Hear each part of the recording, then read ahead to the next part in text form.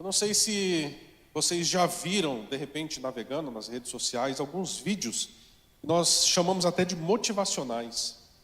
Eu vi um vídeo esses dias, baseado numa história real, de um menino chamado Ben Carson. Hoje já é um adulto, mas ele vem de família negra, 1950, aquele racismo que imperava os Estados Unidos. E de repente esse menino era muito, mas muito ruim nas notas na escola. Por isso ele sofria muito bullying, ele se achava burro. Até um dia que essa mãe foi trabalhar na casa de um médico.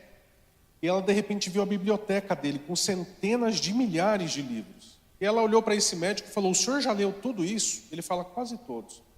Então ela chega em casa e toma uma decisão. Olha para os filhos e fala: "Vocês vão pegar 2 livros na biblioteca e todo fim de semana vocês vão me entregar um relatório do que vocês leram." No princípio eles acharam horrível. Perderiam as brincadeiras, a televisão. Só que esse menino se formou e virou um dos maiores neurocirurgiões dos Estados Unidos. Tem também um vídeo de um rapaz em situação de rua. Ele chega num barbeiro, isso também é baseado em fatos reais, e ele chega meio constrangido, querendo pedir para cortar o cabelo, mas ele não tinha recurso nenhum, realmente em situação de rua, e o barbeiro não olha para a situação dele, nem para quem ele era, muito menos para as condições que ele apresentava. E de repente ele corta e traz de volta a dignidade para esse homem.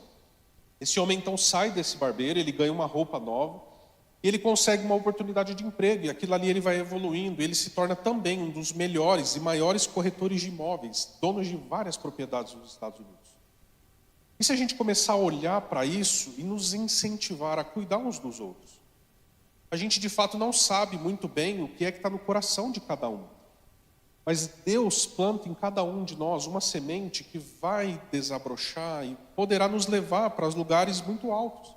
E de repente a gente começa a cuidar uns dos outros sem a pretensão de formar algo nessa pessoa no sentido financeiro, intelectual. Só que Deus que plantou essa semente vai poder nos colocar em lugares muito altos. E é isso que a gente vai ver hoje, principalmente através da vida de Paulo, ensinando uma igreja.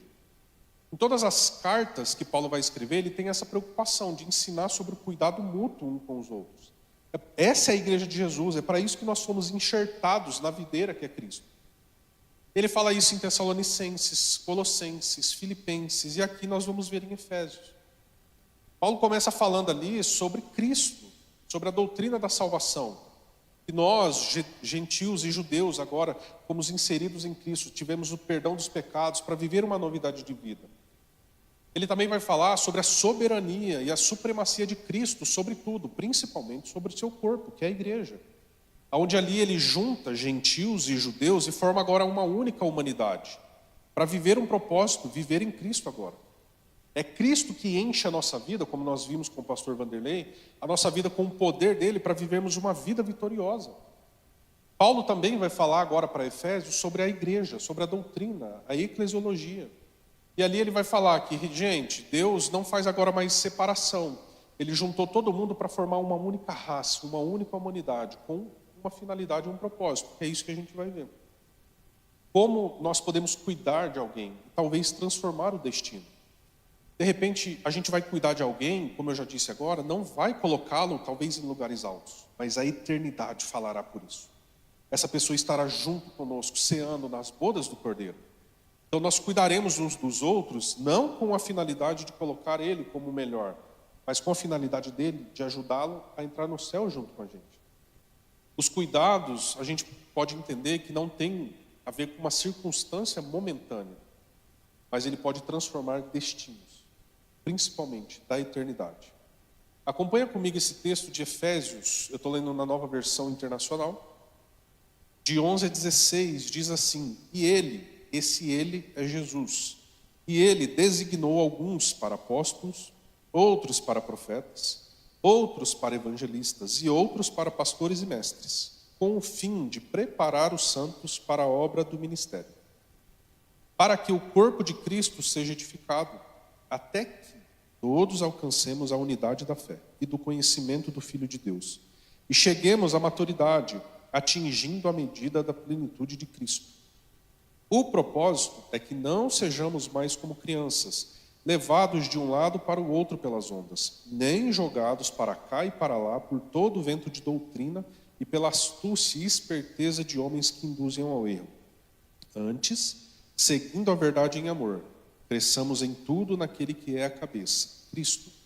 Dele, todo o corpo, ajustado e unido pelo auxílio de todas as juntas, cresce e edifica-se a si mesmo, em amor, na medida em que cada parte realiza a sua função. Feche seus olhos e curve a cabeça. Jesus, aqui estamos para ser ministrado pela Tua palavra. Que o Teu Espírito Santo dirija este lugar, dirija a minha vida. Nós possamos ter, como eu sempre digo, um coração aberto para receber a boa semente que é a palavra do Senhor. Que essa boa semente possa frutificar em nossa vida 30, 60 e a 100 por um. Nós possamos colher bons frutos para a honra e glória do Teu nome. Em nome de Jesus. Amém. Paulo vai dizer no capítulo 4 de Efésios algo realmente sobre a igreja. Ele fala isso para várias igrejas: vivam de maneira digna da vocação em que vocês foram chamados. Viva de modo digno da vocação em que vocês foram chamados. Ele usa essa linguagem para dizer: vocês agora não estão mais no mundo, mas agora vocês estão em Cristo. Então há necessidade de viver de maneira digna agora desse evangelho. Em Cristo nós vamos cumprir todos os propósitos e o chamado para aquilo que Ele nos deu. No versículo 7, ele vai falar que a nós, a cada um de nós, foi dada uma graça, conforme a medida repartida por Cristo. Ninguém está isento. Todos nós recebemos uma graça, de acordo com a medida repartida por Cristo. É para isso que nós vamos contribuir para o crescimento da igreja. Então, uma graça para você discipular e também ser discipulado. Para você aprender, para depois você poder ensinar. Nós recebemos uma graça para aprender a viver em comunidade. Efésios 2:10, Paulo continua nessa mesma carta dizendo: por que nós fomos criados para isso? Porque nós somos criação de Deus realizada em Cristo para fazermos boas obras. Em Cristo, Deus planejou todas as coisas para a igreja, o seu corpo. Por isso que nós devemos viver de maneira digna agora desse evangelho. A gente deve usar o nosso dom, o dom que Deus nos deu para servir, não para sermos servidos. O próprio Filho do Homem veio para servir e não ser servido. E é esse dom que permite com que esse crescimento, e é esse crescimento que virá na igreja quando nós usarmos os nossos dons para a edificação uns dos outros. Paulo vai falar no primeiro versículo dessa perícope que a gente leu. Cristo designou alguns para apóstolos, outros para profetas, evangelistas, pastores e mestres, com a finalidade. Por que tem tanta variedade de dons de quem ministra aqui em cima? Só tem uma finalidade: preparar, aperfeiçoar os santos para a obra do ministério. E esse é o primeiro destaque que eu quero chamar a nossa atenção. Nós estamos aqui, primeiramente, para sermos aperfeiçoados pelo Senhor, através da palavra. A função do pastor, do líder, não é apenas cuidar de ovelhas. Mas antes, talvez a sua principal função é equipar, preparar, aperfeiçoar eu e você para a obra do ministério. Para que toda a igreja possa servir e servir bem. Aqui nos dará ferramentas para que a gente consiga viver a nossa vida numa comunidade, viver a nossa vida onde quer que nós estejamos, no nosso trabalho, nas escolas, nas faculdades da vida, nas nossas famílias, para que a gente seja ali sendo um discípulo de Jesus. É engraçado como a gente às vezes chega realmente com o coração desejoso em aprender, em ouvir alguma coisa, só que a gente às vezes é meio que como se fosse uma peneira. Então a gente deixa só aquilo que é bom, aquilo que não é bom a gente dispensa, mas para uso próprio. Enquanto a gente aqui recebe ferramentas para a gente ser moldado, mas ferramentas principalmente para a gente ajudar. Imagina que você chega aqui e de repente você está passando por um momento de dificuldade.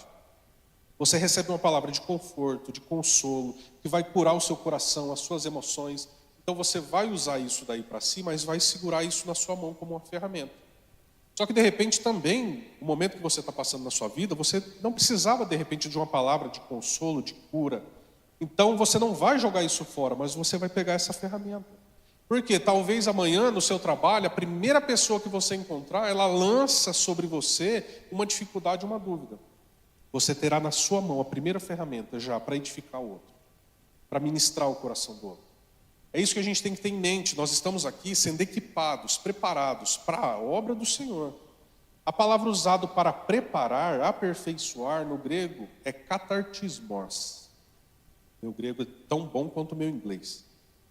Só que é um ato de completar, levar algo ou alguém à plenitude, apto para cumprir o propósito. Ato de completar.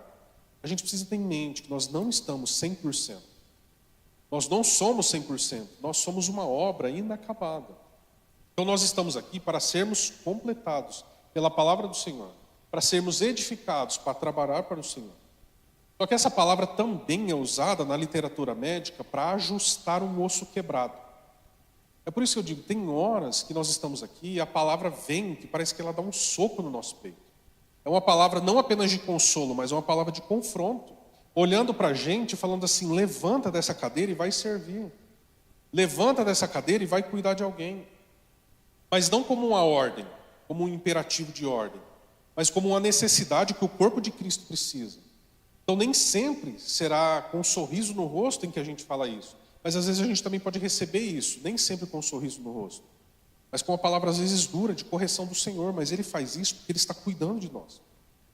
Em outras palavras, preparar para a obra do ministério é restaurar a pessoa, a tarefa que Deus já deu para executar no corpo de Cristo. Ninguém aqui está isento de trabalhar para o Senhor cuidando uns dos outros. Como eu já disse, às vezes a gente chega aqui querendo parar com tudo. Nossa vida não tem sido fácil, a gente está carregando fardo, a gente quer desistir de tudo, mas o Senhor vem e nos alivia, o Senhor vem e nos restaura, o Senhor vem e transforma a nossa tristeza em alegria, transforma o nosso choro em choro de alegria. A Ju falando, eu choro por tudo, a Roberta já olhou e falou, a esposa do João. Eu falei, a gente aprende um com o outro, mas a gente chora de alegria, de felicidade, de ver nosso pastor completando mais um ano, que Deus dê mais 40, 50, 60 anos para ele viver e viver bem, para nos preparar para a obra do ministério. Deus primeiro vai restaurar a gente, para depois a gente ter suporte para restaurar as outras pessoas. Mas o nosso ministério primeiro é servir uns aos outros.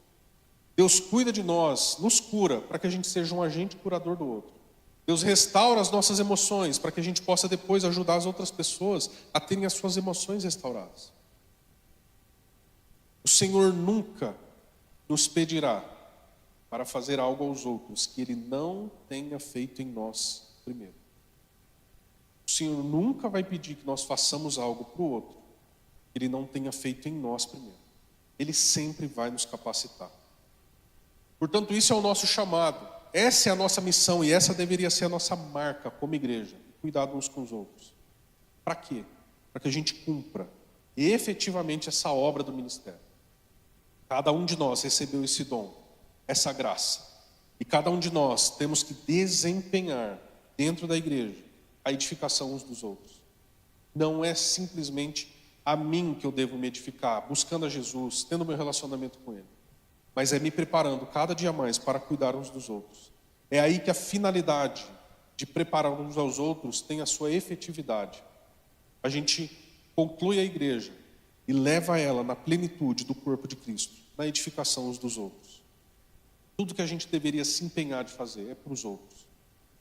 Tudo que a gente deveria ter em nosso coração é sempre para o outro. É colocar o outro superior. Isso não é fácil. Isso é morrer para a gente mesmo. Morrer para as nossas vontades, para os nossos desejos. E colocar o outro em primeiro lugar. É ver a felicidade do outro, ou pelo menos a satisfação do outro, ou levar o outro aonde nós já estamos. De repente a sua vida está tudo bem, seu devocional está em dia, sua vida de oração está construída, você está construindo a sua vida sobre a rocha, e de repente você olha alguém ali que está meio quase desfalecendo, então você pega na mão dessa pessoa e leva ele junto com você, para o lugar onde você está. É isso que Pedro vai dizer em 1 Pedro 4 também, de 10 a 11. Cada um exerça o dom que recebeu para servir os outros. administrando fielmente a graça que Deus deu em suas múltiplas formas. Se alguém fala, faça-o como quem transmite a palavra de Deus. Pausa aqui. Pedro está falando o seguinte, meu querido: tenha na sua boca, na sua vida, a palavra de Cristo que edifica. A gente precisa parar de ter essas coisas que nós ouvimos às vezes, que nos tiram da presença do Senhor. Essas coisas que não nos edificam. Isso em todo o Novo Testamento vai nos dizer: foge dessas coisas imorais, de palavras que não nos colocam diante do Senhor, de palavras que não nos edificam, de palavras que podem corromper os bons costumes. Se alguém vai falar alguma coisa para alguém, tenha no seu coração a palavra. Então se alimente da palavra, viva a palavra de Cristo, se alimente todos os dias da presença do Senhor. Ande, viva, sinta a presença do Senhor todos os dias na sua vida. Para que quando você falar alguma coisa para alguém, não seja simplesmente do seu coração, mas seja também uma ferramenta do Senhor para a edificação uns dos outros. Ele continua dizendo: se alguém serve, faça-o com uma força, com a capacidade que Deus provê, que Deus já te forneceu, que Deus já equipou a sua vida, de forma que em todas as coisas Deus seja glorificado mediante Jesus Cristo, a quem sejam a glória e o poder para todos sempre. Amém. Sirvamos aos outros em unidade, com amor. Falamos aos outros palavras que edificam. Tem muita gente que quer colocar a gente para baixo. O diabo é o principal arqui-inimigo da nossa vida, da nossa alma, que quer colocar na sua mente que você não vai ser capaz, que você não consegue se livrar do que você precisa, que você não vai conseguir dar continuidade na sua vida. E nós temos que repreender pela palavra do Senhor.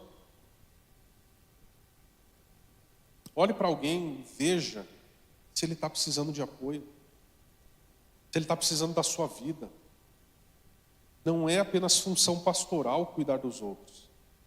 É nosso dever, como corpo de Cristo, cuidarmos uns dos outros. E aí a gente aliviaria o gabinete pastoral. Porque é o que aconteceu com Moisés. Aquilo que era essencial chegava até Moisés. Fora isso, ele tinha ali 70 líderes. Tinha 10 pessoas cuidando de 100, 100 pessoas cuidando de 1000, 1000 pessoas cuidando de 10.000. Para quê? Para que a gente possa conversar uns com os outros. É nossa responsabilidade ministrar cada um, e aqui praticamente é a parte mais prática do meu sermão. Aceite, primeiramente, o chamado de Deus na sua vida. Você não pode se isentar disso. No reino de Deus não existe covardia. Não herdarão o reino dos céus os covardes.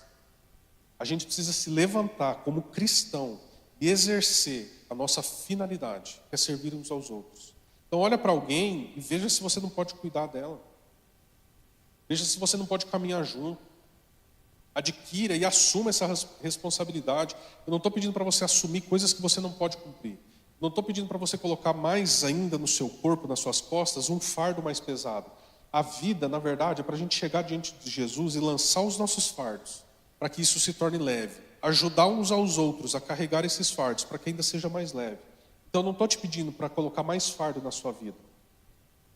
Mas veja se não tem ninguém que você pode compartilhar a sua vida, a sua história, o seu testemunho. Veja se não tem ninguém para você gastar o seu tempo, os seus conhecimentos, as experiências que você já teve com Deus ou de vida. Se alguém sentasse com a minha mãe e de repente perguntasse como foi cuidar de 2 filhos, perdendo o marido, com 40 anos. Eu tinha 6 meses, minha irmã tinha 8 anos. Minha mãe tem inúmeras histórias. Foi fácil? Claro que não. Mas hoje ela é uma vitoriosa. É alguém que pode compartilhar algo com outra pessoa e dizer: Deus me sustentou, mesmo eu ainda não estando no caminho dele. Mas Deus me sustentou. Então compartilhe a sua história. Adquira um livro para você ler com alguém. Um livro bom, de preferência, cristão. Senta com essa pessoa, de modo semanal, talvez quinzenal, para você discutir de fato o que vocês estão aprendendo. O pastor tem inúmeras ferramentas. Inúmeras ferramentas. Não gosto de ler, ele tem áudio mastigado para você ouvir. A gente não pode, de maneira nenhuma, se isentar da responsabilidade de que essas ferramentas já estão dispostas nas nossas mãos. Eu estou falando de livro, se você não quiser gastar, tem livro aqui. Eu te dou um livro se você quiser. mas faça alguma coisa por alguém e por você mesmo. Porque quando a gente edifica o outro, nós somos edificados. Eu não estou falando ainda de quem está lá fora, eu estou falando aqui, do corpo de Cristo, da igreja missionária do aeroporto. Olha para alguém com interesse e veja se você não pode ajudar. Gaste tempo em oração constante com alguém. A pessoa talvez que mais me pede oração e que mais recebe minha oração é a Cris. É a que mais recebe. Tem algo que eu tenho aprendido com o pastor e eu tenho exercitado isso. Porque quando alguém chega para você e fala assim, viu, eu estou passando por um problema, necessidade, você não ora por mim? O que normalmente a gente fala? Oro. O que é que você precisa? Eu anoto aqui, todas as vezes quando eu for dormir, quando eu acordar, a hora que eu for orar, eu lembro disso daqui e coloco. Isso não está errado. Mas algo que ele faz e que eu tenho aprendido. É alguém que chega para mim e manda uma mensagem, João, tem como você orar por mim? E esses dias eu estava em casa junto com a Ju, a gente estava fazendo coisas bem distintas, e eu recebi uma mensagem da Cris. Ora por mim, eu não estou conseguindo comer. Eu tenho certeza que ela pediu oração para muito mais gente. Nesse mesmo momento, eu parei o que eu estava fazendo, olhei para a Ju, falei, para o que você está fazendo e a gente vai orar agora. Coloquei o áudio no WhatsApp e a gente fez uma oração ali agora.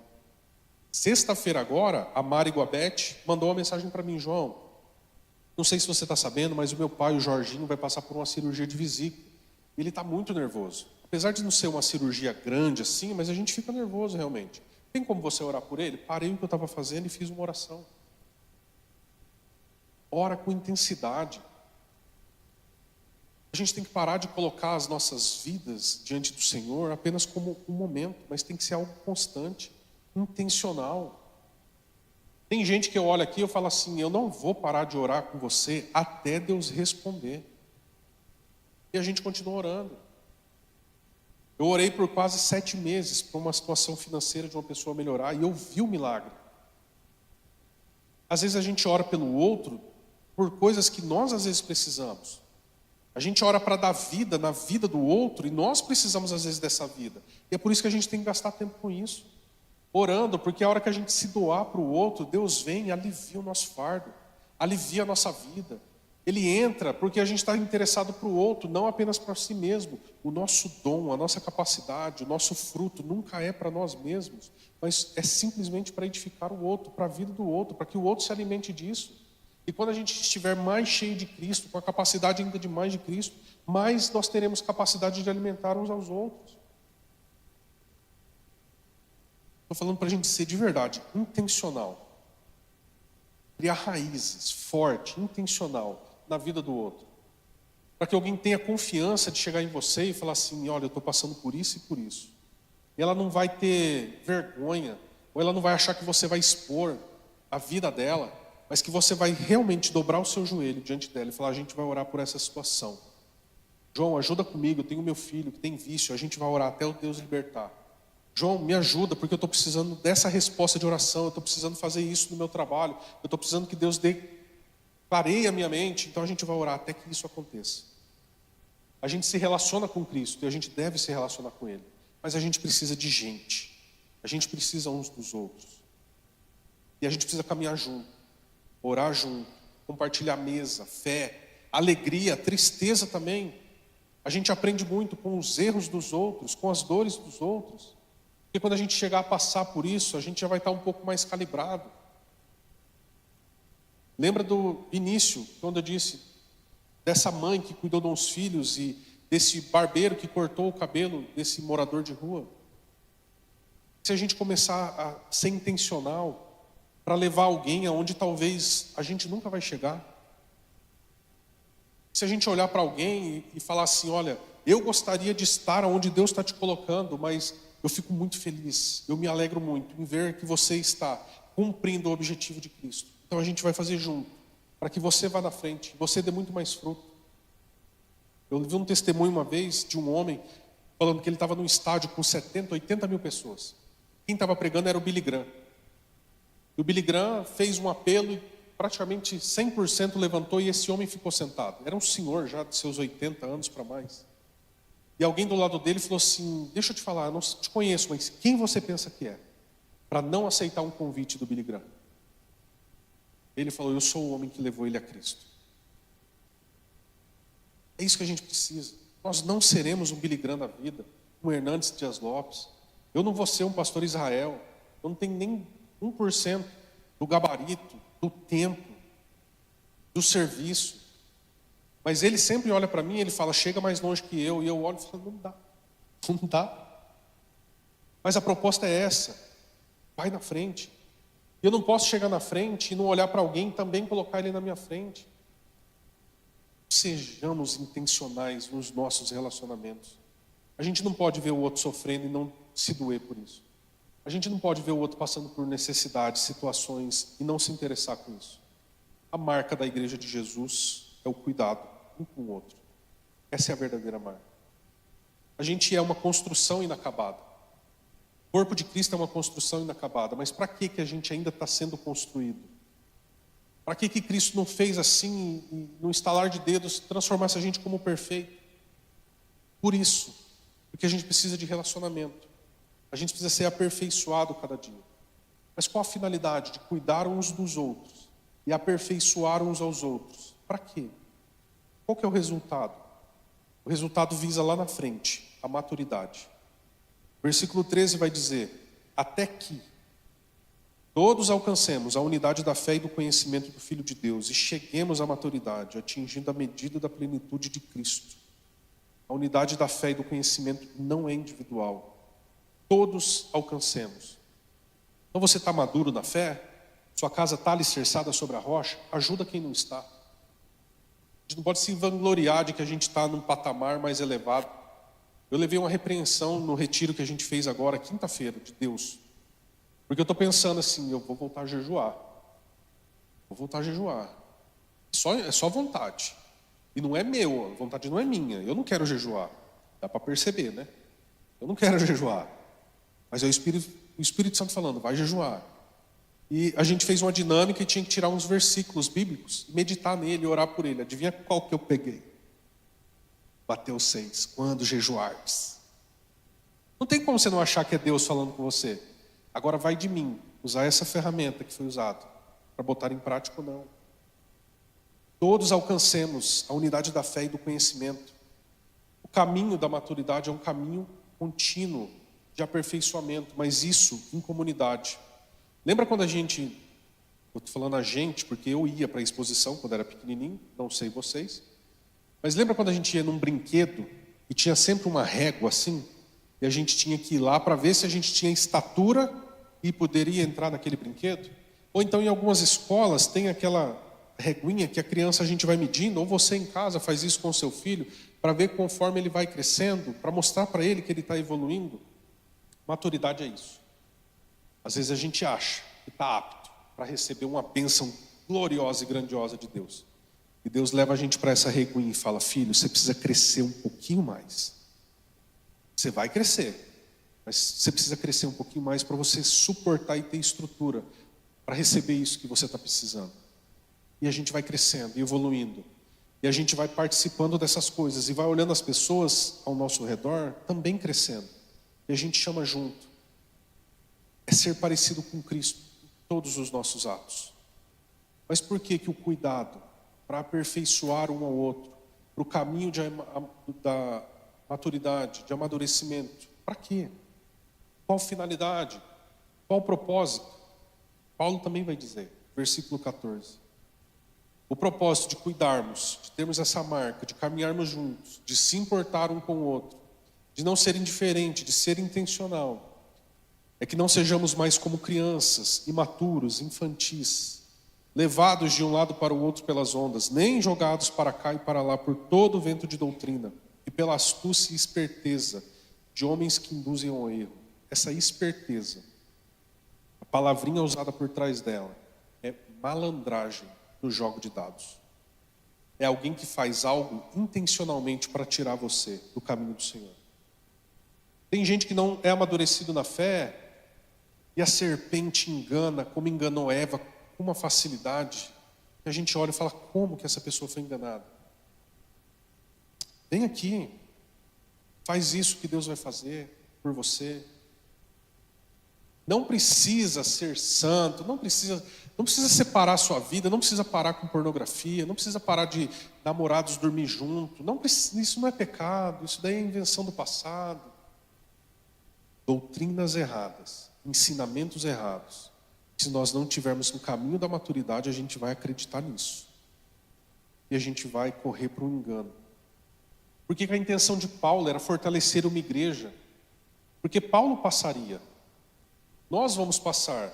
E quem nós estamos colocando como fortes? Quem que nós estamos estruturando para dar continuidade nesse caminho? Qual igreja que nós vamos deixar para os nossos filhos? Qual a igreja que nós vamos viver hoje à espera de Cristo que está voltando? Se o propósito, como marca de cuidar uns dos outros, é fortalecer uns aos outros em Cristo, é não deixar qualquer um ou outro cair no ensino. Então, de repente, você está vendo alguém sendo ludibriado por conversas de Satanás, vai nele, conversa com amor, edifica esse irmão em amor. Qualquer evangelho que não tenha cruz, que não te leve a renunciar à sua vida.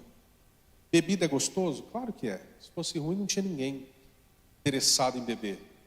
Mas se te viciar, rompe com isso. Outros vícios, se o vício te domina, 2 Pedro 2,9 vai dizer: aquele de quem é vencido, do tal torna-se servo. Então, se um vício tem o poder de te dominar, você é servo, escravo dele. Seja escravo de Cristo. Rompa com isso. O pastor Vanderlei disse algo de um testemunho de uma outra pessoa que eu peguei para mim. Quando ele dizendo lá com aquela pessoa, e eu não estou me relacionando a isso, por favor, mas aquela pessoa do testemunho que ele deu, que vivia na pornografia, ele falou: eu quero romper com isso. Eu tomei isso daí para mim no domingo à noite. Eu fui dormir, eu falei: Espírito Santo, a mesma oração que o rapaz fez eu vou fazer. Eu quero romper com essa vida de mediocridade. Eu quero romper com esse evangelho superficial que eu estou vivendo. Eu quero romper, às vezes, com a vida de aparência e não ser de fato um discípulo do Senhor. Eu quero romper a partir de hoje. Eu quero viver a minha vida e gastar a minha vida para o evangelho. Eu quero viver a minha vida e ser transformado todos os dias. É uma decisão que a gente precisa para o amadurecimento e para fortalecer uns aos outros. Mas é do nosso coração, é do seu coração que você precisa declarar isso com a sua boca. Paulo não vai explicar de forma explícita aqui em Éfeso, nessa igreja, o que estava acontecendo. Ele vai falar isso em Colosso, vai falar em Tessalônica, qual era o problema que estava entrando. Só que em 1 Timóteo 1,3, Paulo vai falar que rogou a Timóteo para que ele ficasse em Éfeso, para que ele fizesse ou ordenasse com que pessoas que estivessem ensinando falsas doutrinas parassem. A preocupação de Paulo de edificar uma igreja forte era não permitir que lobos vorazes, ou que pelo menos gente que se levantasse de dentro da igreja, corrompesse a igreja, tivesse desunião, não tivesse mais harmonia. E como a gente vê que isso deu fruto? Como que a gente sabe que isso realmente foi fundado naquela igreja? E como que a gente pode olhar para nós e falar: eu quero isso para mim? Apocalipse 2 é o maior exemplo disso. A revelação que João tem no fim dos tempos, Jesus olhando para uma igreja, a igreja de Éfeso, e dizendo: eu conheço as suas obras, o seu trabalho, o seu labor, a sua perseverança.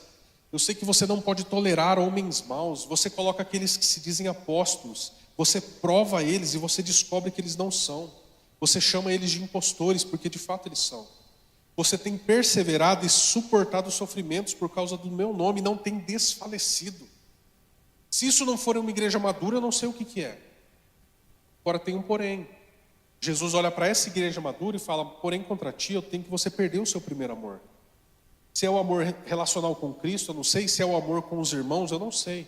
Mas eles perderam o primeiro amor. Mas a gente precisa amadurecer sem perder esse amor, para que nós sejamos essa igreja fortalecida, suportando o sofrimento por amor a Cristo, sem negar, sem desfalecer. E ainda no versículo 6 de Apocalipse, Jesus fala: eu tenho mais algo a seu favor. Você odeia as práticas, as obras dos nicolaítas, como eu também os odeio. As obras dos nicolaítas era induzir os crentes às práticas sexuais, a culto aos outros deuses, a comer coisas ofertadas aos ídolos. Essa é a marca de uma igreja madura, para que a gente não se perde. A gente não pode perder o vínculo, o elo perfeito, que é o amor, mas aprender a amar e cuidar uns dos outros, até que Cristo volte. E para terminar, tem um caminho árduo, mas excelente a ser trilhado. É o verso 15 e 16. Antes, a gente não deve ser imaturo, jogado de um lado para o outro. Antes, seguindo a verdade em amor, cresçamos em tudo naquele que é o cabeça, Cristo. Dele todo o corpo, ajustado e unido, pelo auxílio de todas as juntas, cresce e edifica-se a si mesmo em amor, na medida em que cada parte, cada indivíduo realiza a sua função.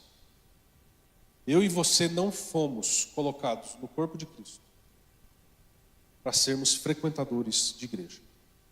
Eu e você não fomos enxertados no reino do Senhor para sermos esquentadores de banco. Eu e você temos uma função. Se nós não edificarmos uns aos outros, o corpo de Cristo se tornará defeituoso. Se uma parte crescer e a outra não, e nós não nos preocuparmos com isso, Cristo vai voltar. Nós seremos responsáveis pela parte que nós deixamos de ser infrutífera, a parte que não cresceu. Eu quero só relembrar as partes práticas desse sermão. Eu quero te pedir em nome de Jesus. Eu tomei essa decisão domingo passado. Se o Espírito Santo convença você e fale no seu coração para você tomar uma decisão de não viver mais para você mesmo. Olha para alguém, veja quem é que você pode andar, conheça alguém intencionalmente, veja se essa pessoa está precisando de algo. Às vezes a gente se preocupa que a outra pessoa vai precisar de algo material e às vezes a gente não tem tanto recurso. Às vezes a pessoa precisa sentar e conversar um pouco. Seja um ouvinte, tenha um coração generoso para ouvir alguém, para compartilhar sofrimento e dores, mas também alegrias. Mire alguém para caminhar junto com você e vocês crescerem juntos. Vamos fazer essa igreja viva, edificada em Cristo. A hora que entrar alguém aqui que não conhece a Cristo, essa pessoa vai sentir amor aqui dentro, vai se sentir abraçada, amada. A gente precisa não ter mais essa vergonha de expor os nossos sentimentos aos outros. Mas a gente precisa primeiro criar coragem de conversar com o outro e falar: eu te conheço, eu posso confiar a minha vida a você, eu posso confiar os meus sofrimentos. É ter agora o coração aberto e sincero para edificar uns aos outros em Cristo Jesus, para que quando Ele vier, e Ele voltará, Ele vai resgatar uma noiva perfeita, sem mácula, sem mancha, para subir aos céus e compartilhar toda essa vida. Em nome de Jesus, que a gente possa sair hoje com uma decisão, que a gente possa decidir não apenas viver para Cristo, mas agora como comunidade, viver uns para os outros. Eu queria que você entendesse o que nós estamos fazendo nesse mês. A gente está falando sobre o nosso jeito de ser. O que o pastor Vanderlei pregou domingo passado, o que o João está falando hoje, o que eu vou falar domingo que vem, tem a ver com isso daqui. Quando a gente fala de visão, a gente está dizendo aonde nós queremos chegar. E nós desejamos que haja neste lugar, o ambiente aqui é esse. E eu queria que você falasse comigo. Tem 3 coisas essenciais aí, eu quero que você leia comigo, que diz assim: nossa igreja, vamos lá comigo, será conhecida pela sua intimidade com Jesus, pelos relacionamentos vibrantes e o seu compromisso com a proclamação. O que a gente está dizendo? Primeiro, o pastor Vanderlei falou domingo sobre o nosso relacionamento com Deus. Quando você olha para isso aqui, você vê, Jesus resumiu os mandamentos, todos eles em 2: amar a Deus sobre todas as coisas e o próximo como a si mesmo. Exatamente as 2 primeiras partes da nossa visão. Ele está dizendo, quem quer ter a vida eterna, precisa amar a Deus sobre todas as coisas e o próximo como ele se ama. Então, domingo passado o pastor Vanderlei está desafiando você e eu a colocarmos Deus em primeiro lugar na nossa vida e buscarmos Ele com todo o nosso ser, com toda a nossa alma. Ele é a prioridade, Ele e o reino.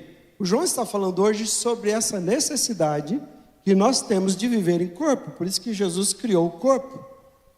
Nós somos totalmente dependentes. Ele falou, nós não podemos um sem o outro. Então, quando ele está falando aqui depois de intimidade com Jesus, a gente ter relacionamentos vibrantes, a ideia é que nós vamos passar a amar as pessoas, prestar atenção nas pessoas. Nós vamos nos esforçar para conhecer uns aos outros. A gente está falando do nosso ambiente. O João e Juliana estão trabalhando, sendo preparados para a gente começar e recomeçar os pequenos grupos. Adolescentes já fazem isso, onde você vai ter um ambiente para você poder fazer isso. Abrir o seu coração, você ajudar, você ser ajudado. Não tem jeito de uma igreja, a gente se encontra depois do culto, vai para casa, só encontrou rapidinho, mas a gente tem, cada um tem suas dores, seus dilemas, né? Suas necessidades. Então, o que está sendo chamado a sua atenção e a minha, e o desafio é para isso. Primeiramente, na nossa visão, vamos buscar a Deus em primeiro lugar. A gente vai explicar melhor depois sobre isso ainda, mais detalhes. Segundo, agora, vamos nos fortalecer. Nós precisamos uns dos outros.